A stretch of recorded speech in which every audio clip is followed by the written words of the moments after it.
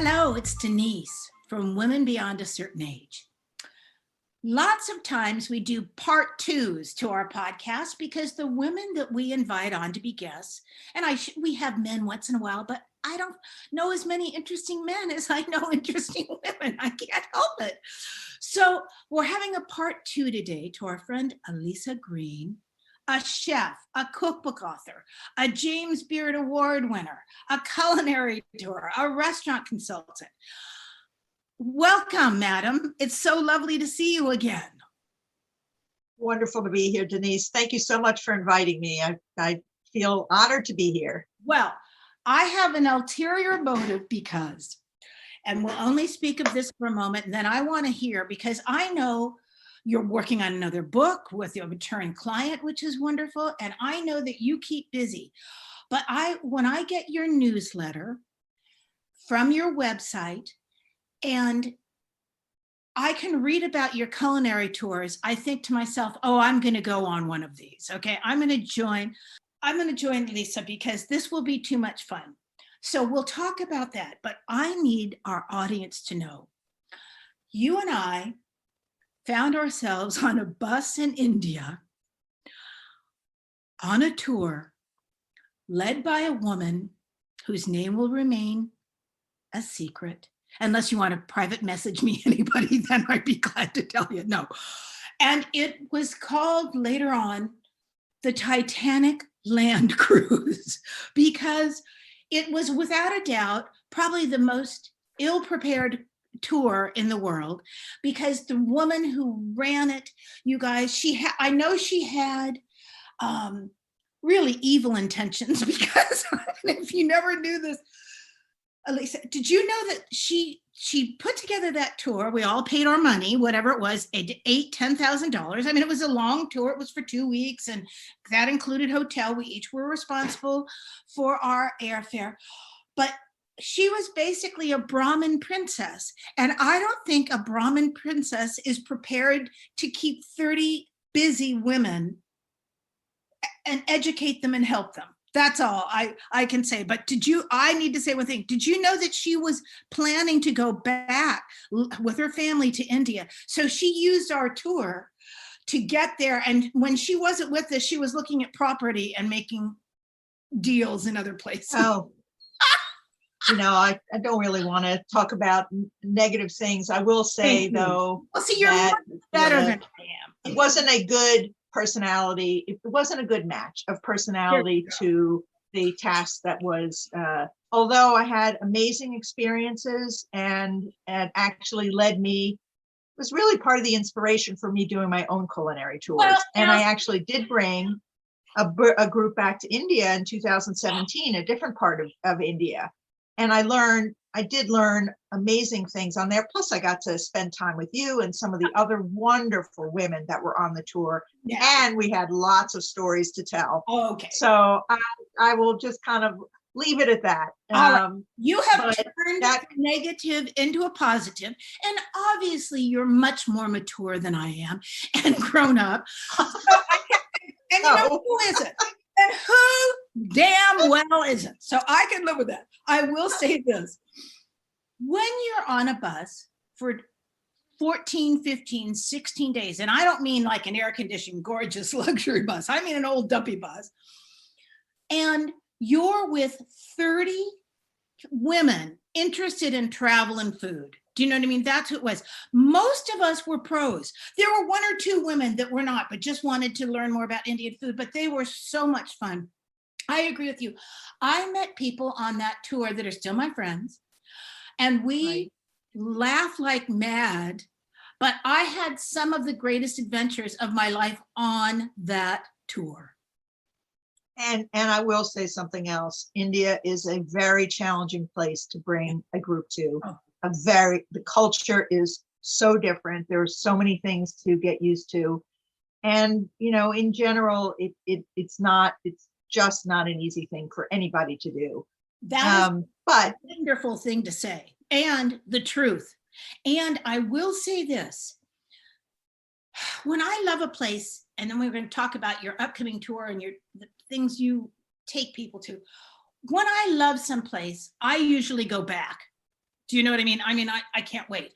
After we left the tour that you and I were on, Katie and I, Katie Geck, if you remember Katie Geck, she's still a consultant, food stylist in New York. She's one of my dearest friends. We text each other all the time. We took the train, the Maharani train, flew to Delhi, and then did all of the palaces. Palace on Wheels, it's called. And so the good news was, after 2 weeks of crazy making stuff, we were then two princesses on this train and waited on like Maharanis. We were like princesses. But you know what? And then I stayed for a little while longer. I was gone about 40 days in India. And because I thought to myself, I may never make it back here with exactly what you're talking about. I love it. I love the place, but it's much more difficult to negotiate than other spots in the world. Yes. Well, that's right. And you had an incredible experience on that train. I remember hearing about that, thinking, oh my gosh, wow.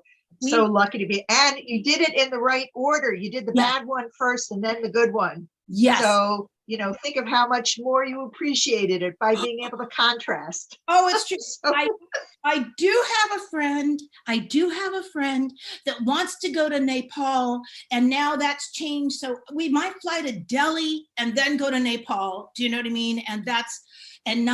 But I agree with you, and your comments are perfect. India is one of the most fascinating places in the world. Incredible.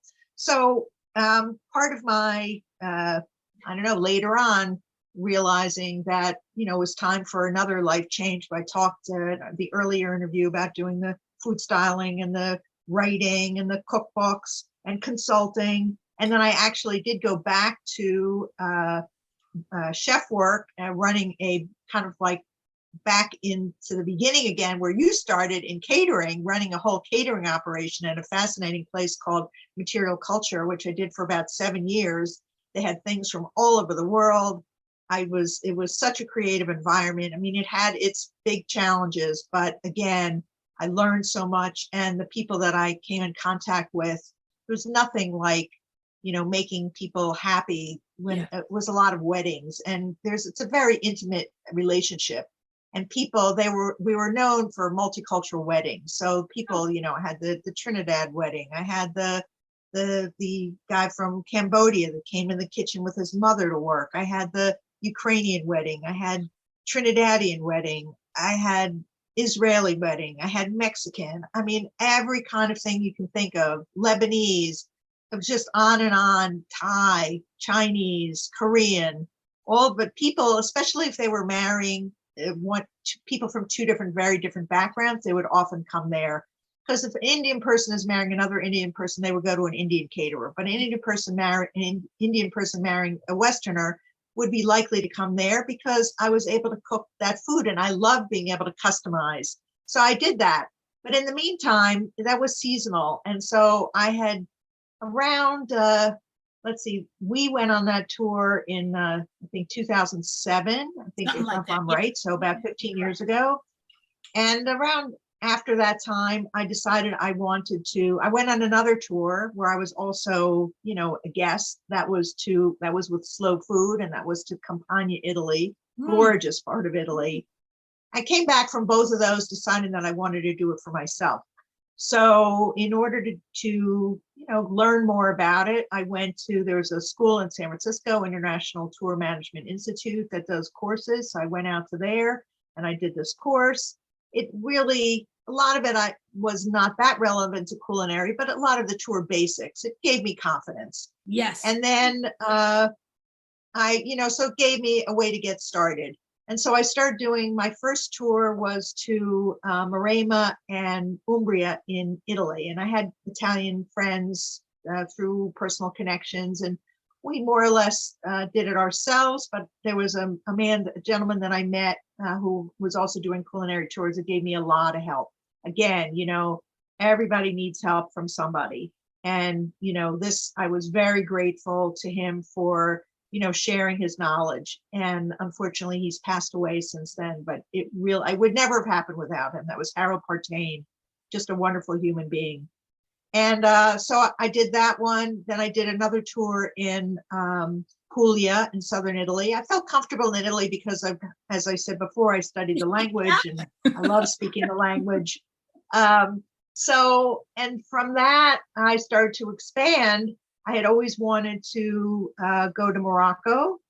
So I found a local company to work with. I did 4 tours in Morocco, 2 back to back in 1 year, and then continue to that. And I'm actually returning to Morocco in February. I'm just planning that tour right now. I also did another India tour, but more in the area that you were, Golden Triangle with the palaces, Yes. Jaipur, Delhi.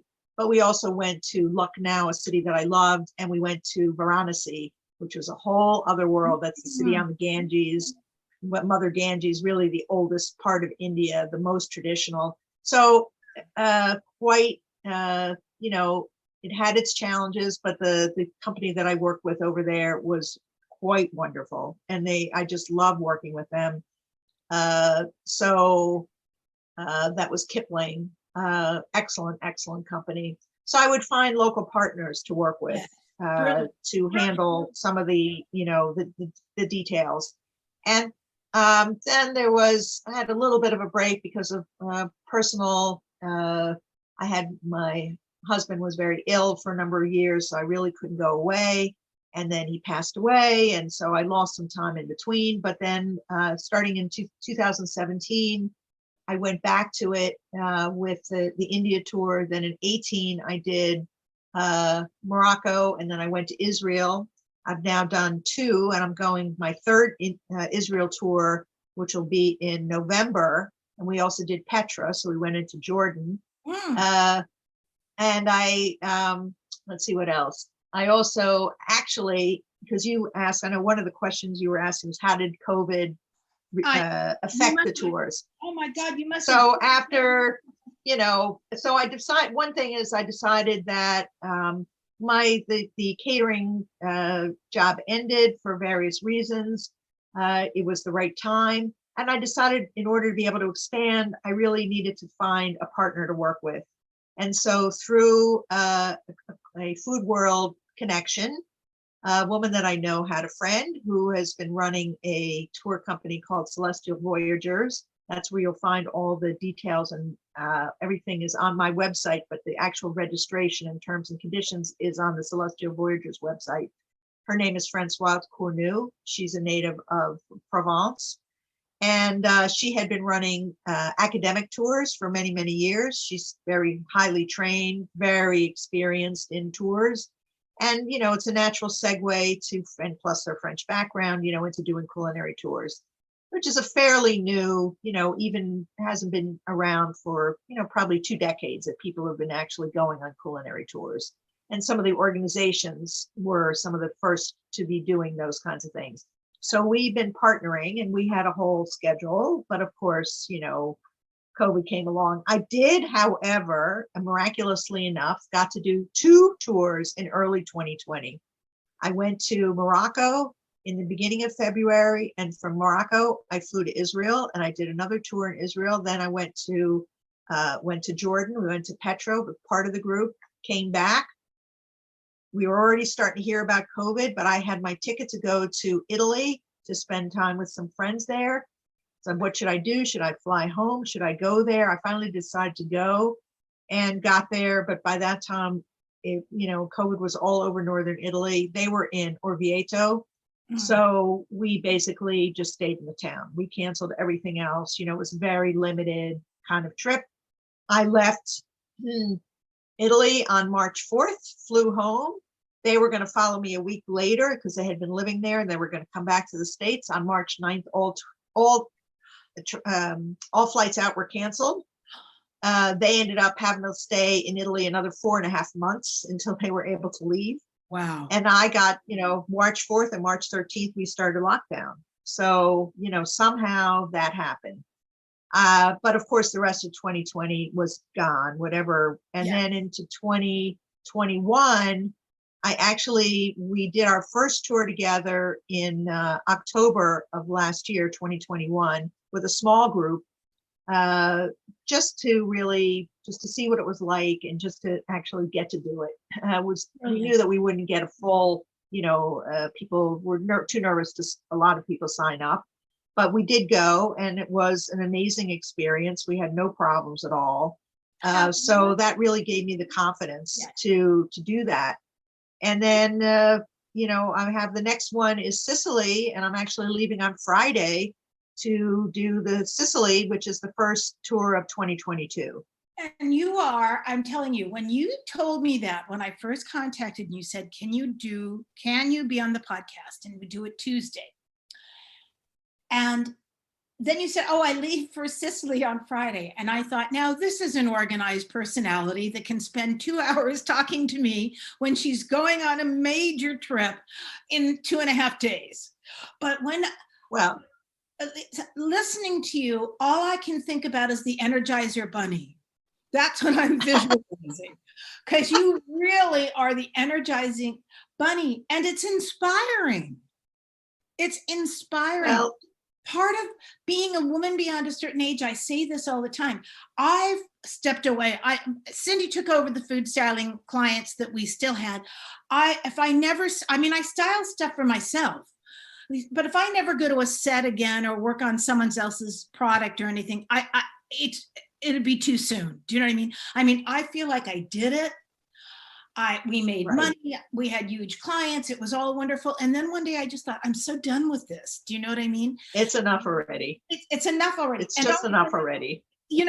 And also my husband, we had sold both our houses, and then we moved here to Ventura. So I'm not in LA anymore. I'm surrounded by hummingbirds and artichokes, and it's quiet. And we have bought a bigger home. So it's like 2 apartments, I say, that we're together, but we have a lot of privacy. And you know what? I don't miss any of it. I just don't. Right. I want to travel again, because I'm used to traveling a lot. But it's an amazing thing, the changes and the transformation that you go through. That's what's exciting about getting older, I think.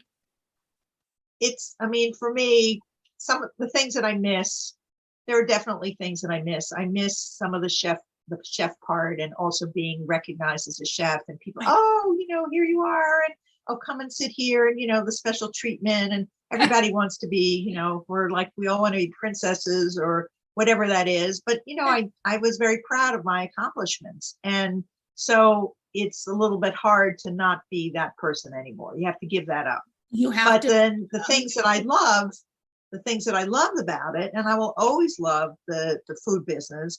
No, I don't need to go in and be, worry about a staff of who, how many people and who's going to show up and who's going to quit, and what kind of, what are today's emergencies, things like that. And, again, I was doing it up until 2 years ago. So, it was time to really say, that stage of life is over. But the things that I do love, I love the writing, I love the travel. So I started to do the tours as a way for me to travel myself, and also to be able to share, through this lifetime of working in food and travel and writing and being a really curious person.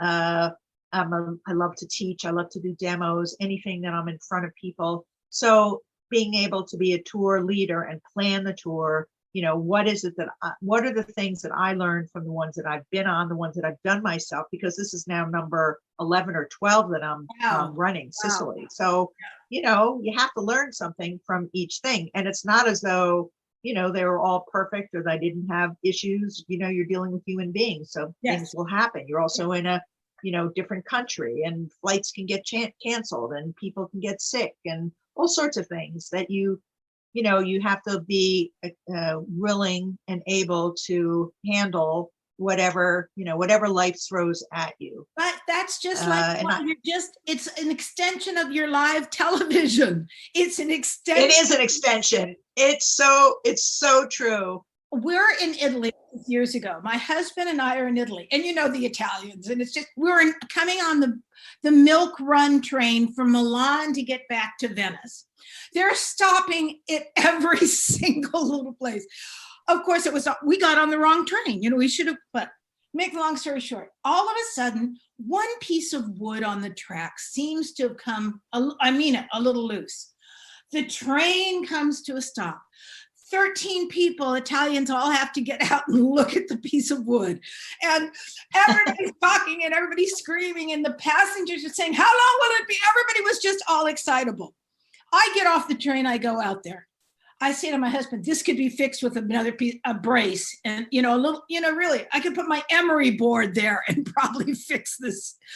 And I'm out there and I'm saying to these two men, you can fix this. Okay, we can fix this. You got a hammer, you got a couple of nails. And my husband keeps saying to people, she's a caterer. She can fix anything. She'll fix anything. But that's why I love food, because almost everything we've ever done is just an extent. We just keep extending the talent we already have. Well, that's true. And the ability to really come up with a solution, whatever the problem is, you come up with some kind of plan. Who comes certainly live television. Yes. Who comes on your tours? Who comes on your tours? Who comes on my tours? Well, certainly it's been some people that I know, and then friends of theirs. Certainly word of mouth is the primary way that I'm going to get that, because the tours are generally, they're about maybe $6,000 for about 10 days. That's pretty typical. Yeah. But, you're getting people to spend a decent amount of money. So I can't say, take a giant ad somewhere and say, come on my tour, I'm really great. It has to be, and people are going to believe it when their friends went and they said, or their friends of friends. So firsthand, secondhand, thirdhand. And I've had, I would say maybe 50% of the people have been on 2, and some of them have even come on 3 tours with me already. Wonderful. So that is, to me, a real, it's definitely a vote of confidence. And I've had, I would say, very well educated people. People that come on a culinary tour are people that have generally been traveling. It's not it's not their first time around the block or around the world. Although there was one gentleman that came on the India tour, came with his ex-wife, that they were just darling together. They used to hold hands. They got along so well now that they weren't married anymore. He had never been out of the United States, and he came to India on the first time. So I gave him a lot of credit, and he had a wonderful time. But in general, people have been, they've been traveling a lot because it has a specific interest. Yes. Some of the people are professionals, some of them are chefs, or they're caterers, or they're food stylists, or they're writers. Lovely. But it's not the majority of them, because it's not through a culinary organization where, you would expect everybody would be. But people that have a certain interest, plus I'm just a big believer in travel with a focus. So it makes a trip much more interesting. It doesn't have to be a culinary tour. It could be an architecture tour. It could be a photography tour. It could be an art tour. It could be an archaeology tour. All of those kind of things give you just a way to focus, so you're not just all over the place. Yes. You have some depth to it. Yes. And we do spend, I try to do at least 2 days, sometimes 3 days, or even 4 days in one place, not too much moving around. Every tour, now I have more of a template. Every tour has 2 to 3 hands-on cooking classes in different locations. Very important to have that. Every tour has a winery visit or some other kind of spirit. So there's some kind of beverage thing. Every tour has farm visit, market visit, some kind of a tasting tour, talks by different people. And then a lot of history and culture is part of it as well. So, in Sicily, we have 2 hands-on cooking classes, a demo cooking class, a winery visit with a picnic in the vineyard on the slopes of Mount Etna, a demo of the special chocolate that they make only in one part of Italy that's very similar to the chocolate in Oaxaca, that's in Modica, the same stone ground kind of chocolate. The couscous in Trapani, the bread in Monreale, the markets in Palermo, the market in Taormina.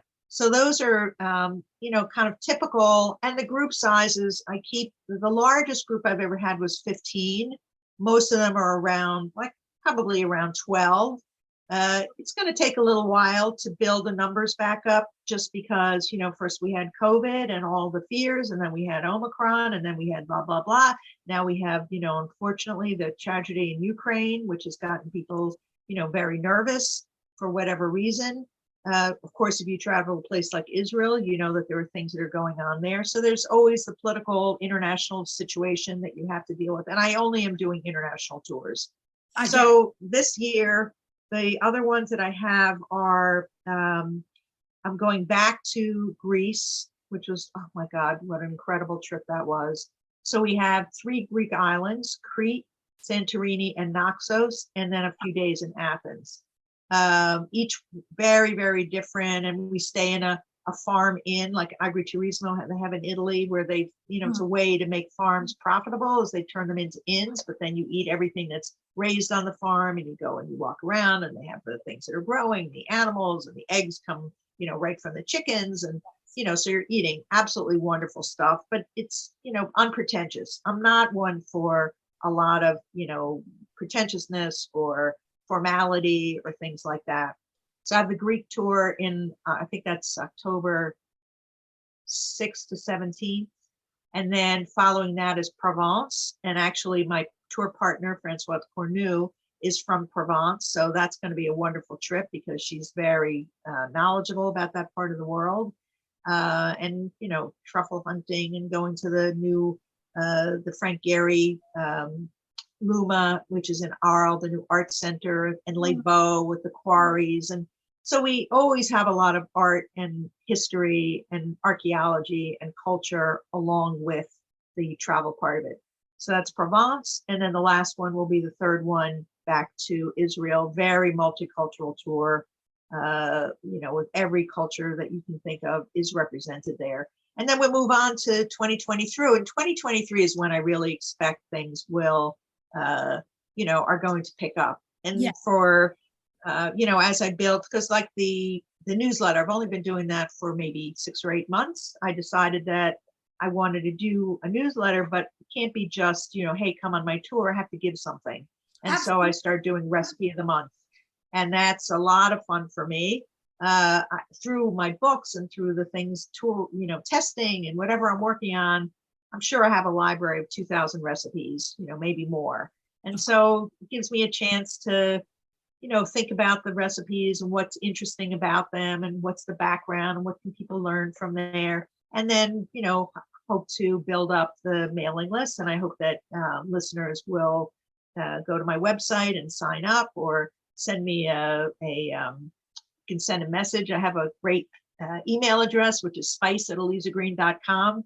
So that, they can either go through the website, which is just my name, or they can send a message directly and sign up. And I try not to, overdo it, because like everybody else, I don't want to have 7,500 newsletters coming in my inbox every day. So I want to have something that's valuable, that will, it's going to be interesting for people, learn something. It's stimulating. Absolutely. Actually, I love people's newsletters. If they're not good, I unsubscribe immediately. But when I get, like yours, I read it this morning. I have several that I read like throughout the week, and I think, God, this is a good newsletter. And we did a newsletter for I had a newsletter from the Denise Vivaldo group, or originally Food Fanatics, for like 20 years. Oh, I know you did. We just stopped it because I said to Cindy, I'm done with this. How about you? And she said, okay. But, and that was it. But I have to tell you, the newsletters, and this is for people, and I think this should be for all of our listeners. I think if anything that mommy bloggers taught us is that they found a way to make money and a job from their kitchens, taking care of their children. Yes. This was the most entrepreneurial part of blogging to me, which is brilliant. But I think if you do whatever you do, you're doing tours now. But why shouldn't you have a newsletter? Do you know what I mean? And when you give someone an absolutely wonderful recipe that they know that works, and you give them the culture behind it, I mean, that's just a gift.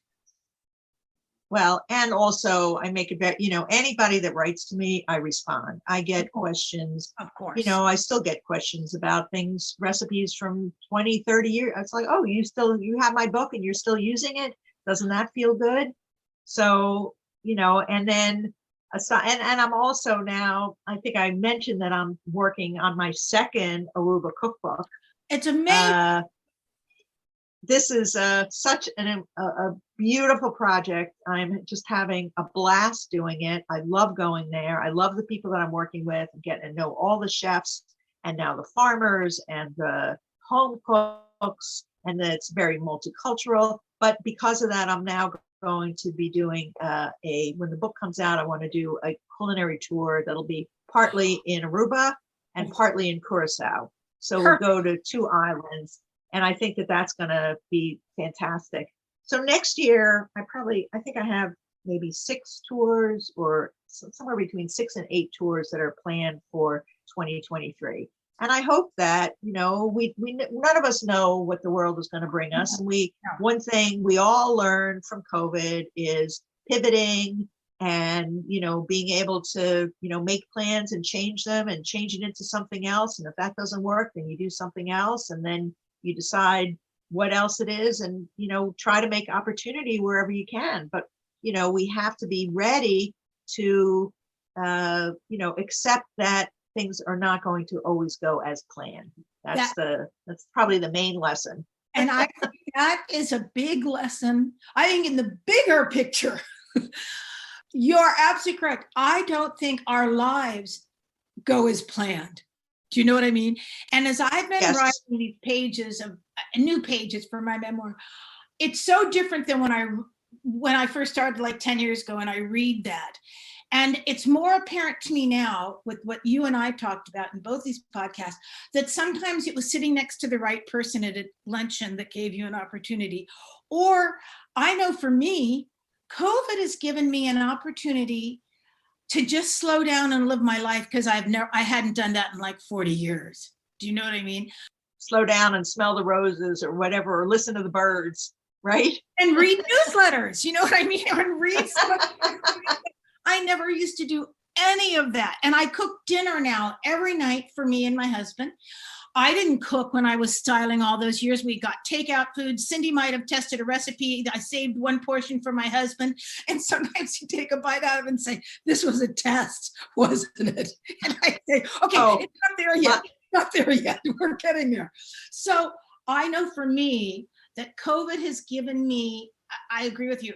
We don't know how things are going to go out, but you better make every day count because we don't know how much time we've got. Well, for sure. And, something that makes I think about now is I have a big birthday coming up. So, kind of look back. Plus, I lost my mom just about this time last year, which was, obviously very hard. I mean, she had a very long life. She was very accomplished. I'm very proud of her. But nonetheless, and I'm the last remaining alive of my nuclear family now. Oh, yeah. So, it just gives you a lot of things to think about. Yes. And, what you're going to accomplish, what's meaningful, what you're going to do with your time. And one of the things that comes to me is that for us women beyond a certain age, whatever that is, we have to think of ourselves. We are the survivors. We're the ones that made it this far because all of us have lost so many, along the way through every kind of thing you can think of that has happened. And, a lot of tragedies, a lot of illnesses, all kinds of things happen. So, maybe we're not as fast, or maybe we have a few more wrinkles, or maybe, all kinds of things that you might, I wish I was like this or that. But on the other hand, here we are. And look at us. We are vibrant. We're lively. We laugh. We have friends. We have plans. We enjoy ourselves, and we make the most of our time. And that's so important. We have to totally appreciate the fact that we have that time and that make the most of that. You make me cry. That was so beautifully said because you said it. Now I was going to say we're still standing. That's where we are. We're still standing. Honey, thank you so much for your valuable time. I cannot thank you enough. People are going to go to your website and hopefully sign up for your newsletter. And I know this, we're going to talk to you again, because I'm not kidding. I would love to go on your Portugal tour. I've been to March. Portugal in March of 2023. It's perfect timing for me. I have to look into it and talk to you again, but I was in Portugal for a week by myself, and I had the best time. And I thought, I'm coming back here. Do you know what I mean? I'm coming back here. Well, Denise, I will tell you that you and I can have a blast. We get to travel again together. We had a wonderful time in that other tour. So, imagine if we have, just that experience. And again, I was talking about the people that come, educated, interesting. Everybody has a story. Everybody likes to share. Yeah. I've had some difficult people on some of the tours, but really, I've been so lucky. There's been so many friendships that have developed out of that. Lovely. 2 people that got married on a tour, and everybody on the tour was invited to the wedding. This was a person that was getting married for the first time at age 70. So that was it was absolutely a beautiful, beautiful moment. And her mom had come on another tour of mine. So, it's just that I feel like for me, it's a way of expanding my social horizons. Yes. And being able to share, just these memories that we will, that's our treasure, is our memories. That's exactly. So hope you'll be able to come. And I hope that listeners have enjoyed this talk, because I've certainly had a wonderful time talking to you, Denise. Thank you. We'll do it again. Now, people want to reach out to us. It's womenbeyond@icloud.com. We put all the information for Aliza on the website. We flaunt it everywhere, madam.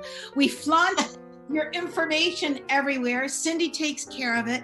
I cannot thank you enough. I'm going to be in touch with you again. And of course, you can come back next year and tell us what else you're doing, because I have a feeling you have got another career in you, madam. I mean, you're the energizer. Why not? Now, I feel a little guilty that when we hang up, I'm just going to go probably watch my Bonanza episode and make myself a sandwich. I don't seem to have near the ambition that you have right now, but you've inspired me. Thank you so much. Good. Well, thank you. And thank you, Cindy, as always, and reach out to us. Lots of times people don't want to leave a message on the website or on the Facebook page, and that's fine. They're more private, and they send us a private message, and we love it. So thank you so much. Take care. Have a wonderful time in Sicily. Oh, I certainly plan to. All right. Terrific to talk to you. And thank you, Cindy. Bye, honey. Bye-bye.